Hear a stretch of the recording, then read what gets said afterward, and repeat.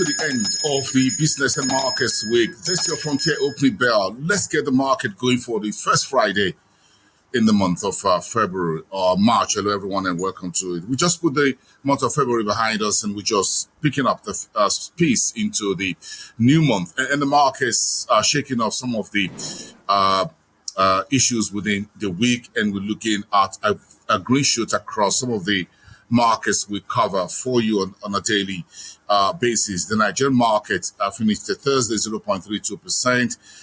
The Egyptian stock market finished off for the week yesterday 0.23%. The BRVM continue in that very positive trajectory, 0.36%.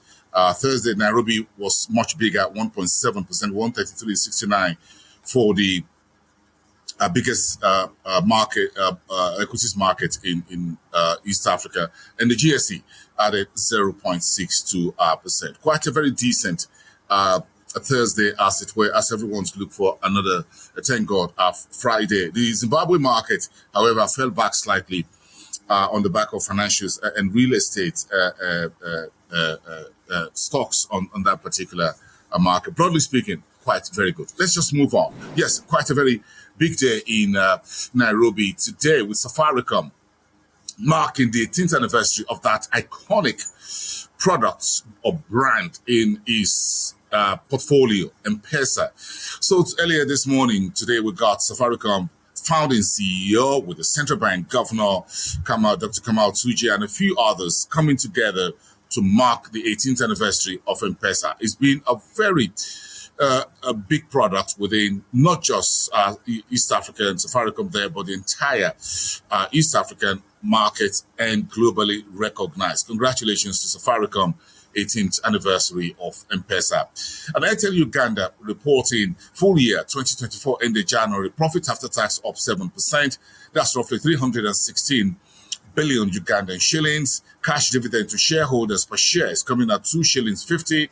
That's quite good news for the telco company listed on the bourse. And Tanzania is looking to auction 26 oil and gas blocks at its latest round. The first in 5 years, by the way. That will be in the month of May.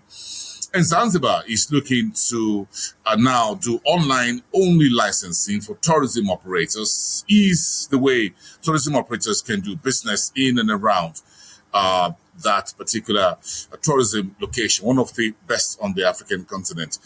Ethiopia says it's looking to buy 6 cargo ships for about between 150 and 200 million US dollars. The idea is to get a bigger foothold in the global trade. Remember, the Prime Minister Abiy was in Somalia recently for talks with the northern neighbor to discuss how to get some space within the Somalia's waters as gateway to trade.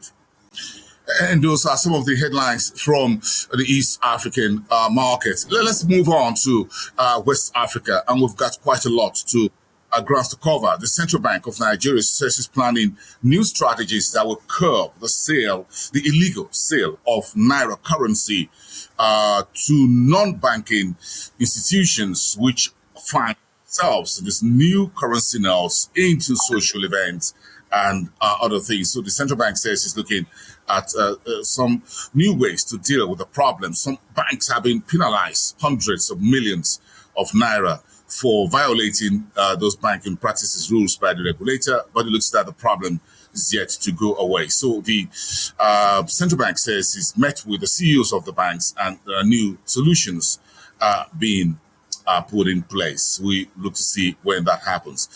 In the meantime, the Central Bank of Nigeria is looking to, says it's weighing the rebased GDP data we're expecting from the Statistics Office before major move is made on the country's monetary policy rate. That is the benchmark rate, which was left unchanged at 27.5% at the January meeting. The next meeting is on the 19th and the 20th of May, next month in May. So keep that in mind. We're about 2 months down the line. The MBS is here to release that particular based data. The last data we've got was for 2024 fourth quarter. We expect the first quarter 2025 to be the rebased figure.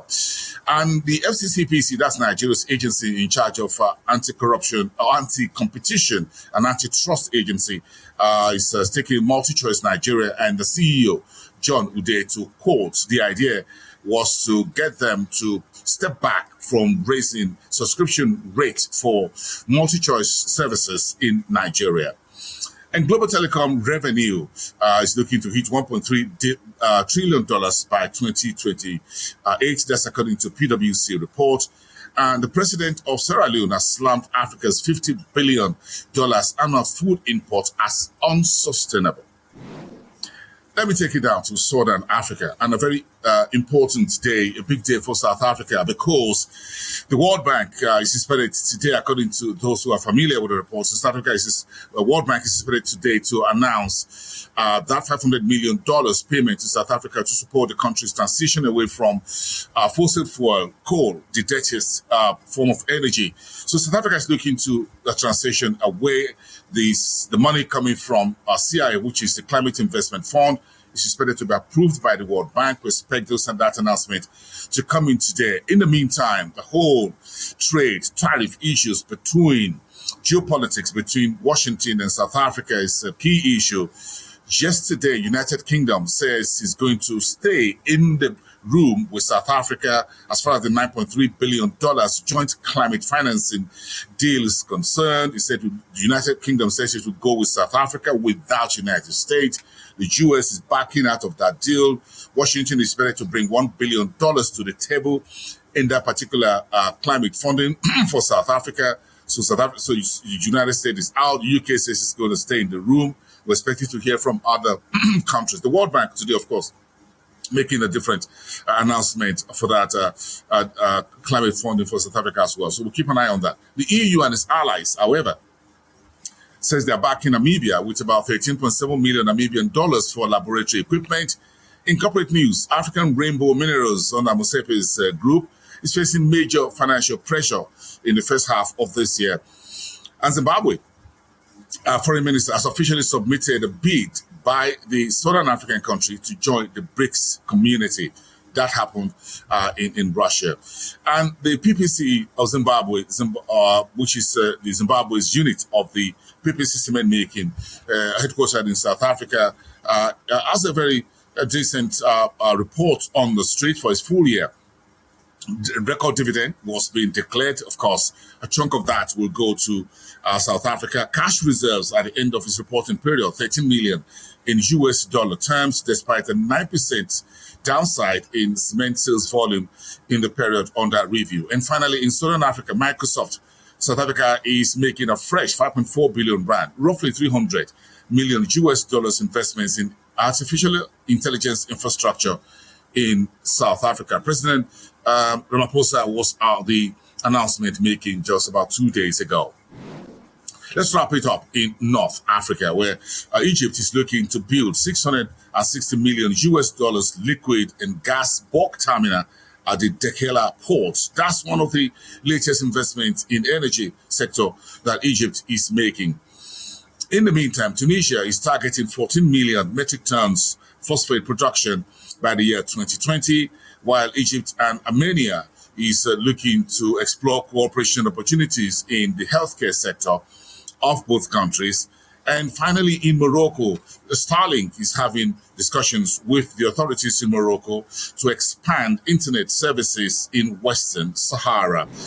Those are some of your business and economic investments and markets headlines as we head into the weekend. It's a Thank God Friday. Enjoy the weekend, everyone. Let's get back together on Monday for the second Monday in the month of March and continue from here. Bye for now, everyone, and have a great day.